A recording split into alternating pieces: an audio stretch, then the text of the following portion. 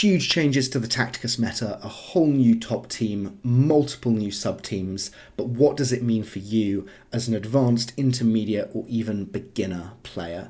In this video, I'm going to take you through all the changes and what they'll mean for you depending on your game stage. Stick around to the end because I've got not just one but two infographics from my alliance, the Paladins of Gork, that summarise all this information. Feel free to screenshot them, share them with your guild, spread the information around. In previous seasons, I would have said that there were three main teams at the top of the Tacticus meta: the AdMech team, the Custodes team, and the Neuro team. What we've seen over the last few months, first of all, is the emergence of a new top team. This is the Battlesuits team centered around Commander Farsight. This is completely fresh. The Farsight LRE, as of time of recording, has only finished a week or two ago. It's really, really fresh. For Custodes, we've now got two distinct sub-teams: the traditional Rapid Assault team that's been around for a while, but now with the introduction of Leviscus, he can form the second part of another Custodes sub-team. Similarly for Neuro, we've got the traditional Psyker-based Neuro team, but also the Norn Crown opens up new possibilities with Neurothrope. Let's start with AdMech. I think this is the team with the least changes recently, so I'm going to move through this quite quickly. If you're not familiar with AdMech, then this will be new info for you, but I think most people are at this point. It's been around for a little while. The core of the AdMech team is based around Exeter Row and Exeter Row's passive. When other mechanical units attack the same target as Exeter Row, Row does extra attacks against that target. So if you put Row next to a big guild raid boss and then you attack with lots of different mechanical units, you get loads of activations of Exeter Row's passive. I'm going to put a little video of that on screen now for anyone that's not seen that before. I think it's a really cool effect, really cool design by Snowprint there. So if we're going to build a team around Exeter Row, what we want is the ability to summon lots of mechanical units to get as many activations of Row as possible. And ideally we want a little bit of buffing to Row's, in particular Row's passive as well, so that each of these activations does more and means more. Well, the easy way to do the first part of this is using a combination of Tangida and Actus. For every attack that Tangida makes, he summons these Skitarii summons that give extra attacks, more activations of Exeter Row's passive. We're also going to use Actus with him as well. When Actus heals a unit, that unit is then able to make an extra attack, so we get even more summons from Tangida even more quickly. To buff Row, there's a couple of options out there. Vitruvius is the classic option that's been around for a while, but Trajan is more and more popular as an alternative here. To finish the team out, we typically add another damage dealer, ideally a mechanical damage dealer. Show is probably the default option here. The fact that Show gets a bunch of extra summons as well, they're quite powerful summons, really helps here to get more Row activations. But Aleph Null is also a really good option in this space. I think the last character that sometimes gets seen in the AdMech space is High Marshal Helbrecht. This is normally against Psyker units. This is just because of Helbrecht's passive, which allows for more damage against Psykers. The active's useful as well. Helbrecht you do sometimes see around, but it's I wouldn't consider it a core part of the team in the way that some of the others are. For each of these top teams, I want to offer a beginner team as well. So if you're a beginner or intermediate player and you're looking at these advanced teams going, that's what I want to do in the future, I want to give you an idea of what the pathway towards that team looks like and what you can do as a beginner or intermediate player to build towards that. I've set myself 3 rules for these beginner team recommendations. First of all, I really only want to use farmable elements of the top meta teams. So I don't want my advice to be, get lucky on a 10 pull. That's not good advice. So we're going to try and stick to farmable elements of top meta teams. We're going to use lots of campaign characters, especially the core campaign characters that are going to be really helpful in clearing through campaigns and especially elite campaigns. I'm also going to rule out using any legendary characters as well. these either would be very difficult to farm because you need a lot of shards, or would rely on a legendary release event, which you probably can't complete as a beginner player.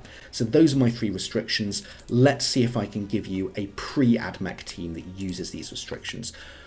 Well, fortunately, both Exeter and Tangida are farmable characters, so I'm going to start with them as the core of our team. We're then going to pad the team out using mostly mechanical units from different campaigns. Obviously, the Necrons are the first place you'd think of here. I've highlighted Aleph Null in particular because he also serves a part of the top AdMech team. His summons are really useful here. So any Necron is going to work here. Aleph Null is probably our top choice. Boss Gulgorts I'll mention as well. Boss's passive means that he gets to attack twice, so you get 2 activations of Ro when using him. He's also just a really useful character that's going to really help you get through the Octarius campaign. The last character I'm going to put in my pre-AdMech team is Ancient Thorid. This might seem a little bit strange, he's not mechanical. Thorid's role in here is buffing Exeter Ro. So Thorid is going to give Ro an extra hit on all of his passive attacks, all of those activations, which is going to add up to quite a lot across the whole fight. His active is also really nice if you're punching up to give you a little bit of a defensive buff there as well. So Thorid goes in here. There are some other mechanical units in the campaigns, but I think these are the ones that I'm really going to recommend for using as part of a pre-AdMech team. With time, you might also unlock Actus as well. I wouldn't recommend going for him immediately as a beginner player. The priority should be campaign progression, but in time, Actus is farmable. You can unlock him. I would probably put him in instead of Aleph Null, but you could also do it instead of Boss Gulgorts as well. Either choice there, I think, would be pretty sensible. Moving on to the Custodes team. So the Custodes team really works around Carrion and Carrion's very impressive high damage dealing abilities. So Carrion's passive ability means that after he makes an attack, he does another very powerful attack. He also has an active ability that has a low number of hits but a very high amount of damage. The general idea of the Custodes team is let's try and buff the number of hits that Carrion gets on his active and his passive. So these are high damage, low number of hits. If we can give him some extra hits, then we're going to be doing loads of final damage overall. We're also then going to look for other damage dealers that can benefit from some of the same buffers as well, so some that then synergize with the same buffers that are going to help Carrion. The obvious first stop here is Trajan. Trajan gives extra hits for the first non-normal attack that a unit makes in a turn, so Carrion just gets a straight extra hit onto his passive, doing a lot of extra damage. There's a couple of other ways that we can buff Carrion's hits. The first obvious one is using Dante. Dante gives extra hits and extra damage to units that either have rapid assault or flying. The only caveat here is that their health does need to be below 50%. Against certain bosses, it's quite easy to get Carrion's health below 50% and to manage that health loss without him dying. Against other bosses, it's a little bit harder, and when it's harder to manage that health loss and get Carrion below 50%, then Vitruvius is sometimes used as a substitute for Dante. Khan is the next obvious port of call. Khan is buffed really nicely by the same people that buff Carrion. So Khan has at least one, if he's killed an enemy unit, 2 non-normal attacks in addition to his standard attack. He's going to get buffs from Dante, from Vitruvius, and definitely from Trajan on the first of those, turning him into a real lethal threat alongside Carrion and the other hit buffers. We're going to round out the team then with a fifth character. The general wisdom is that the 5th Custodes slot is a little bit awkward. There's no one that fits perfectly in there. There are 3 characters commonly used there: Ragnar, Helbrecht again if we're against Psykers, or Abaddon. All this, however, changed this month with the introduction of Lavi of Leviscus. Leviscus has a really interesting ability called Refusal to be Outdone. Leviscus gets to add the strongest hit, not attack, hit, done to an adjacent enemy to his own normal attack. At higher levels, this even gets scaled up a bit to 120% at the top levels. We're going to use Carrion's passive as that strongest hit. The question then is, how do we buff that one big hit from Carrion to get the biggest buff for Leviscus? The obvious unit to use here is Azoth. The reason for that is Azoth's passive ability, which is going to give a percentage damage buff to non-normal attacks, such as Carrion's passive. How can we fill out this team? I think we've got one slot left. I think there's two good options here. The first of these is Khan. So Khan is going to be buffed by Trajan, as we've already said, but also buffed by Azoth as well. Lots of non-normal attacks. If you're wanting that sort of more long-term sustained damage, I think Khan's a really good choice here, especially if you've already got him leveled from your Rapid Assault Custodes team. The other option is Boss Gulgorts. So Boss Gulgorts' Warg is the only way of buffing Leviscus' attack that doesn't have a damage cap on it. So on the turn that you Warg, Leviscus will get an extra hit on his melee attack, so doubling the damage that he does there. That's really, really quite huge. So I think we're in the situation with Custodes where there are two clear sub-variants of the team. On one hand, we've got the Rapid Assault Custodes team that's been around for a little while. I don't think that's going anywhere anytime soon. And then we've now got the more recent addition to the meta, this Leviscus-based Lavistodes team that's going to try and buff Carrion's passive a bit more and then capitalise on that with Leviscus. How can you build a pre-Custodes team? I'll be honest, this is a little bit challenging. Before I put this video together, I actually thought it just wasn't viable at all. I now think there are some good options here, but it's more of an intermediate than a beginner team. The big challenge, I think, is that Carrion is in a sense farmable. You can buy his shards from the war shop, but in my experience the price you have to pay for those shards is quite high. It's very slow. Unless you're in a really kind of guild war focused guild, it's going to take you a while to get him. At the moment, Lavi's only available via this month's, the January Battle Pass. In the future, they'll probably put him somewhere. I wouldn't be surprised if he ends up in the war shop. Or in one of the shops, but at the moment not farmable characters. That's violating one of my rules. But let's suppose you have these two characters. How can you build a team around them? Well, Thorid is, I think, a natural kind of budget alternative to Trajan. Trajan is better. Thorid has a damage cap on the additional hits that he gives. Trajan doesn't. But if you don't have Trajan, you don't have that legendary character, Thorid is a decent alternative, and his damage cap is actually quite high. If we've got these units, I would then suggest adding Brother Godswill as well, which is a little bit of an unusual suggestion. The reasons for Godswill are twofold. First of all, he's buffed very nicely by Thorid. He's got 2 attacks, so he's getting lots of extra hits added in here. The second part is actually because he's just got a one-hit attack, he does a large amount of damage with that hit, so he actually ends up in a lot of circumstances it's his attack that ends up buffing Leviscus, not Carrion, which is, I think, quite amusing. Maybe we drop Carrion from this team.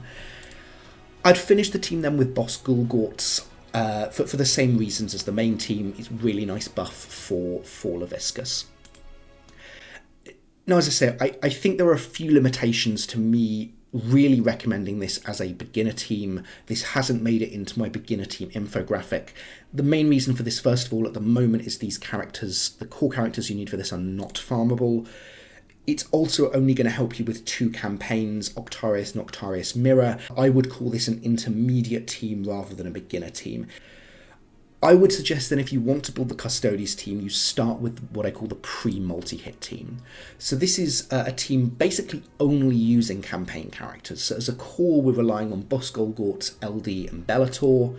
We're then going to pack this out just with characters that have a large number of hits to take the most of Eldrion's Doom passive.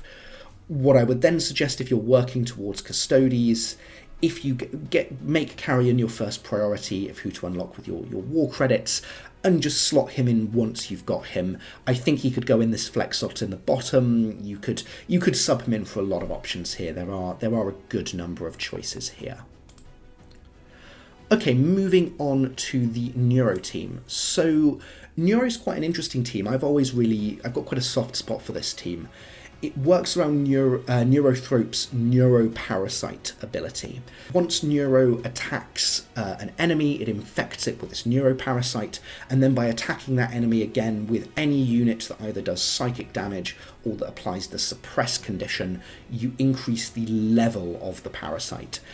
As this level gets higher and higher and higher, Neurothrope does more and more damage to this infected enemy. The natural way to build a team around Neuro is just to put a bunch of units that do psychic or suppression damage in as possible. There is another aspect to this as well, that we ideally want to be buffing up as a percentage Neuro's final attack. We're really just looking to make those final few attacks of Neuro as big as possible. The core of how to do this is in the most efficient way is with Abraxas. Abraxas, obviously a Psyker himself, can deal psychic damage, but it's his passive ability that I think really makes him very useful here, or his passive and his active. His active ability lets him summon a bunch of demons, and then his passive ability means that those demons are then dealing psychic damage when they're adjacent to him. Here's the wording of that here. We're then going to buff Abraxas and Neuro by putting Araman in here. Araman, again, a Psyker in his own right, but he also has a scaling, so a percentage damage buff to people dealing psychic or fire damage, provided the enemy is on a Flame Hex. So a really natural buffer for Neuro, and a Psyker in his own right. Here's the wording for that ability as well. How can we fill out the rest of this team? Well, the natural next step is using Yaz. Yazkor has a nice trick with Abraxas, whereby using Yaz's active, the two switch places and you can get even more summons with Abraxas. I'll put a little clip of that on screen now for you to have a look at if you've not seen that before. I then want us to finish this team out using one of these three. So Zybia is probably the default choice here. Her active, again, is going to give a percentage damage buff to Neuro for the last couple of turns. Roz has a similar active that's going to give a damage buff, but it only works against demons, so we'll use Roz if we're fighting a demon, like a Mortarion, for instance. And the last option I want us to consider for the final slot is Mephiston. Meph stops enemies from healing. This is really useful against Belisarius Call in particular, and especially because when a unit heals, it gets rid of debuffs such as the Neuroparasite. There is, however, another alternative that has now emerged for Neuro players, and this is to do with the Norn Crown Relic. Psykers, and in particular summons, that's the important thing here, within Synapse range, that's typically two hexes, have a very substantial damage buff to them. The idea is instead of building this very Psyker-focused Neuro team, why don't we build a team that combines the Neuroparasite level to some extent, but also is going to put a lot of summons out as well that can take advantage of the Norn Crown buff. Well, we're going to keep Abraxas and Araman on the table. Abraxas has a bunch of summons, and Araman's buff is too good to ignore. But we're going to fill out this team using the Winged Prime. Prime's passive is a great way of getting lots of summons on the battlefield when either him or the Neurothrope perform their normal attacks against the raid boss. You get to summon a Hormagaunt. It's got a good number of hits, so it can take real advantage of the Norn Crown's buff. We'll fill out the team then with a couple of extra Psykers, either Archimatos for all of his summons, or we're going to use Eldrion. The thinking behind Eldrion is if we've got all of these summons doing lots of hits, then we're going to be able to make use of Eldrion's Doom passive quite nicely. So as with Custodes, for the Neuro team, we've got a core of 3 units, so Neuro himself, Abraxas and Araman, and then I think 2 clear sub-teams that we can use. The classic Psyker team and the summon-based Norn Crown team. Can we build a pre-Neuro team? So I'll be honest, this is a surprisingly controversial suggestion when I've made this. I've made this suggestion a few times in a few places, and I've sometimes got a reasonable amount of pushback for it. So I'll explain the team and why I think it's a good beginner team. But I will make everyone aware of the downsides to this team as well, because it is not without controversy. So the first thing I want us to notice is that a remarkable number of meta characters for the Neuro teams are campaign characters. If you expand out and look at other campaign characters, there are loads that either deal psychic damage or that apply the suppressed condition. Any team that just takes Neuro plus 4 of these it's not going to be a top meta team, but it's going to be a reasonably good team, and it's going to do a nice amount of damage whilst also leveling your campaign characters, allowing you to get through those campaigns, and especially the elite campaigns. Now, I think there's two warnings that come with this. The first and most serious one is that there are a lot of Tyrannid bosses early on, and you're not going to be able to use Neurothrope against those bosses. The other criticism I've heard is that Neuro-based teams at lower levels don't do as much damage as some of the alternatives because of how Neurothrope's passive damage scales. Whilst I do think that's reasonable, I have 2 comments. First, in my own experimentation, I've not found as much of a difference as you might expect. Others are welcome to try and replicate this, see what they think. I'd love to see some other replays or analysis out there. But secondly, for a beginner team, I don't think damage is as important as you might think. All that really matters for a beginner team is that you're doing, reasonable damage, you're doing something, but really that you're making that campaign progress, and especially that elite campaign progress. And I think that's what the pre-Neuro team is really good for, because of the number of campaign characters that can interact well with Neurothrope. Moving on to the new top team in the meta, the Battlesuits team, centered around the new legendary release, Commander Farsight. The team really originates from Farsight's very impressive kit. First of all, there's Farsight's passive ability. Farsight provides an armor reduction rather than a damage buff. What's more interesting, though, is Commander Farsight's interaction with other Tau characters. So Tau characters within 2 hexes, when they perform a melee attack, then get to immediately perform a normal ranged attack as well. The fun doesn't stop there. Farsight has even more interesting parts of his kit. His active is a little bit like Howl, Ragnar's Howl, but for ranged damage. I've put Howl up as a comparative here. Farsight also has a really cool relic as well. This gives you a nice little extra damage buff if Farsight is one of the later people attacking in a turn. The self-repair is really nice in Horde modes as well. This is a really, really cool relic, and I think makes Farsight potentially one of the best characters in the game. So how do we build a team around Farsight? Well, we can think of this really as a ranged multi-hit team. Ideally, we want units with lots of ranged hits. In particular, if we can have a Tau unit with both good ranged hits and a good melee attack, that would be ideal. We're also then going to fill the team out with other ranged damage buffers as well, because Farsight on his own probably isn't enough of a buff.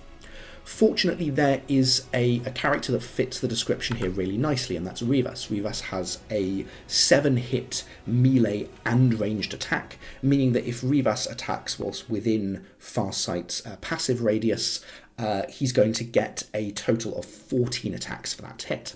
Now, we should then add a second hitter to the team as well, not just Rivas. But I think this is where the team gets quite clever. What if we don't add another hitter? What if we get Rivas to attack twice? So the team continues by adding Actus in, who is going to heal Rivas every almost turns, and allow Rivas to attack again, reactivating Farsight's passive, meaning that Rivas is going to get 4 attacks per turn, 2 melee, 2 ranged, for a total of 28 hits. That's really quite impressive, ignoring Rivas's passive, that is.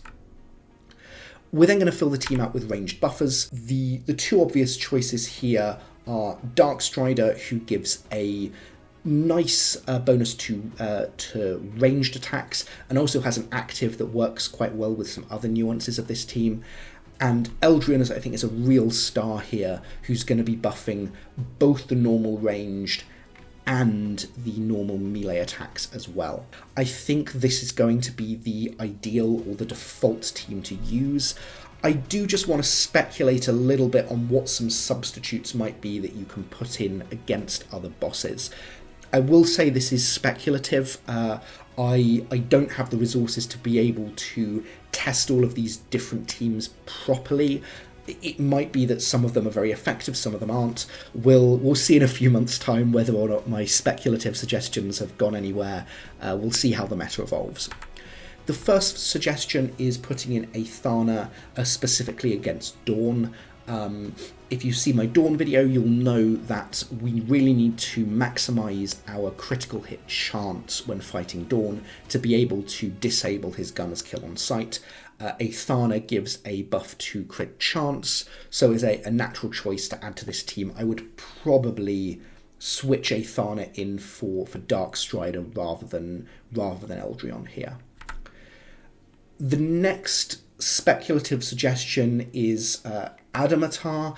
Adamatar buffs ranged attacks against an enemy that he's next to. I think the only reason why Darkstrider gets suggested over him is because of Darkstrider's active ability, but I think Adamatar should be in the conversation for this space too. In particular, I think against Avatar, because you don't have access to Eldrion, Adam's the obvious substitute to me to put in that 5th slot. My last speculative suggestion is a little bit more of a wild card here. The suggestion comes from the observation that both Farsight and Rivas are mechanical, meaning that you're actually getting, when you're using Actus here as well, 6 attacks by mechanical units per turn.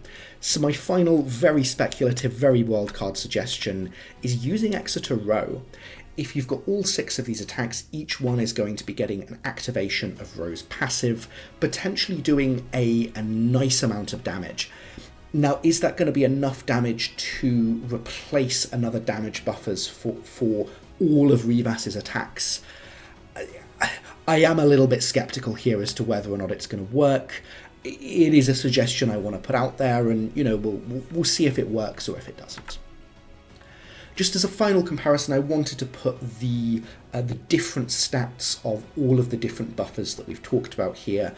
For a direct comparison, you can pause now and take a look at them, see who's doing more or less damage buff, and who you might want to incorporate into your Battlesuit team. Could you build a pre-Battlesuit team? Well, the main challenge we hit is that Farsight is legendary. As per my rules for a beginner team, I'm not using legendary characters. I don't want to assume that you've managed to complete the legendary release event.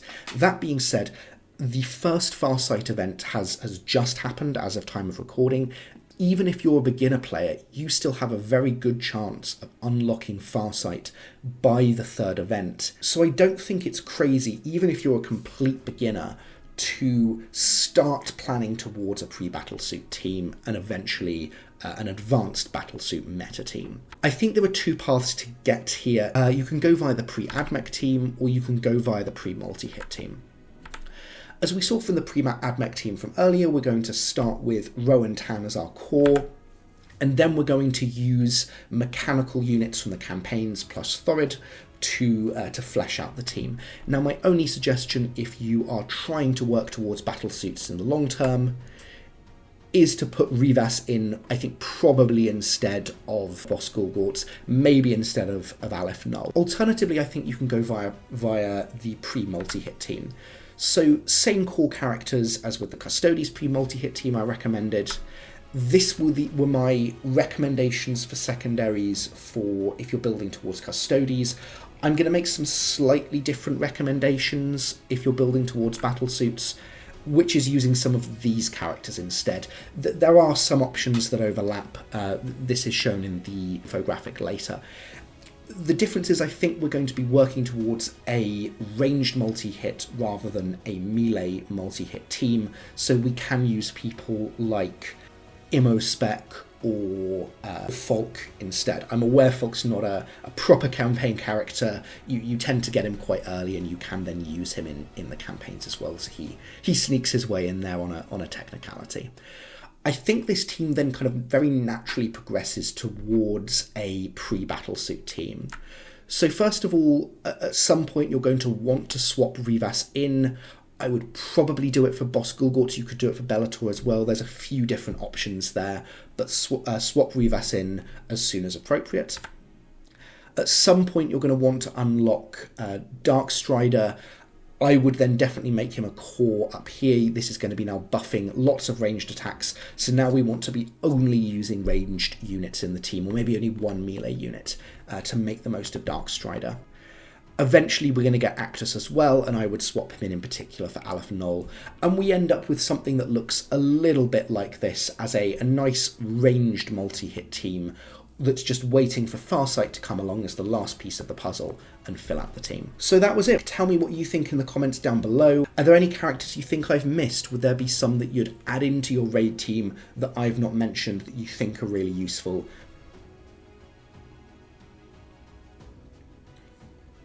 Now, before I give you the infographics for everything we've talked about today, I do want to say the high fidelity versions of these graphics are available on the Paladins of Gork Discord. I've put a link in the description down below. We also have a couple of spots opening up in some of our guilds. If you're looking for a competitive raid-focused guild, do jump in and say hi as well. You might be a good fit for us, and we'll see if there's a spot that we could add you into. As always, thanks for watching. Have a good one.